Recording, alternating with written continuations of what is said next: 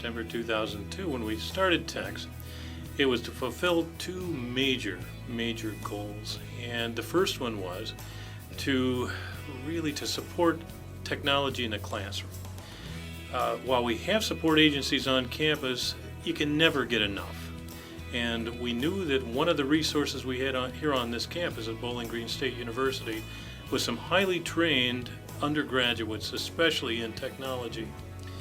So what we managed to do was find those folks and pair them up with faculty members to do whatever they needed to do to make the use of technology in the classroom more effective, to therefore make classroom instruction a little bit more effective.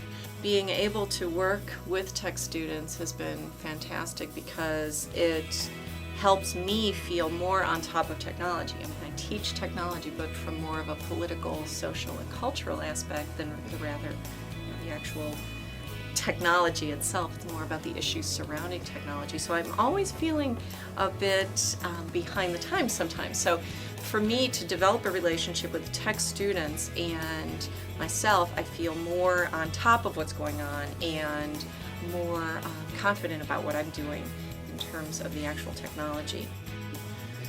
Recently I've been having them focus on downloading high quality images for me. I teach art history, and happily I have access to numerous high quality imagery online, especially through ArtStore now, and also OhioLink and the Amico library, which is a part of OhioLink. And some of the images on Amico, for instance, are several megabytes large, and they take time to download, and they also then help me with putting caption information into PowerPoint presentations. And actually, for an art historian, this is a huge time savings, and it's a labor actually savings for me, because basically what I would spend most of my days doing is finding images, putting them into PowerPoint, scanning them if they don't already exist online.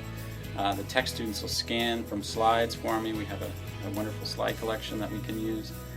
We also have lots of books, of course, that they can scan from, and anything that I need to incorporate into my lecture, the tech students will help me gather that information, digitize it, and then put it into kind of a base form for me to assist in the creation of numerous lectures. I think it's wonderful because there's a big push to use technology, and there's all this potential for streaming video and all of this stuff, and the problem is there's no time. You can't take a semester off to learn all of that, and some of it's fairly straightforward if somebody can just show you how to do it. I think pedagogy often gets lost in the technology, and you go to ask somebody, well, what's a good color background for something?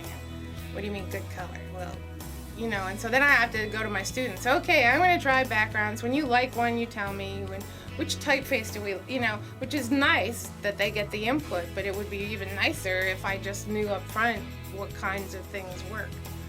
And so I can worry about those things now because I'm less worried about, how do I get a PowerPoint lecture put up? And that sounds very simple, but sometimes it's a little more. It's nice to not have to worry about those things and to be able to think about the actual pedagogy of it. And our second goal was to offer some kind of professional development kind of situation for undergraduate students. So when they leave Bowling Green State University, especially those people in technology, in the College of Technology, or in digital arts over in the School of Art, they would have some kind of real project management kind of training. And I think we've done that in the past 3 years. It's been a really, really, really good program in that way. Helped an awful lot of faculty, who I'm sure you'll hear from, in this particular program. But anyways, it's helped the students a lot too as well. I've had very good, friendly relationships with the tech students. All of them have been very nice and very forthcoming with questions or with answers if I have questions for them. And it really is a give and take kind of relationship. A lot of them know things that I don't know, and vice versa, and so we help each other figure out the best solution for any particular problem that I might have. Eric and Scott were wonderful. They were very dependable. They were willing to work with me to set up times when we could all meet. It was convenient for all of us, and that worked really well. And I came in with an idea, I didn't know what it should look like. I didn't know what it could look like. I didn't know what the possibilities were. But they came up with the layout and the look of it, and they did a very good job. I was very pleased. Well, I think that in most cases, the textbooks that they're using now have websites. I could be wrong on that, but at least in education and in reading, the reading field that I'm in, they do have. And once you get into those, you find that there's a lot of helpful information there. And if you can find somebody to help you get in there, if you're like me and don't have the skills or didn't have the skills, I needed somebody to walk me through that kind of a process. And I found that over the period of our sessions, more and more, I discovered more and more that was useful. And occasionally when I would get feedback from the students, they say, gee, that was a great handout, or that was very useful, or I tried this and it worked. I mean, that was really very encouraging, and it keeps you coming back and wanting to do more.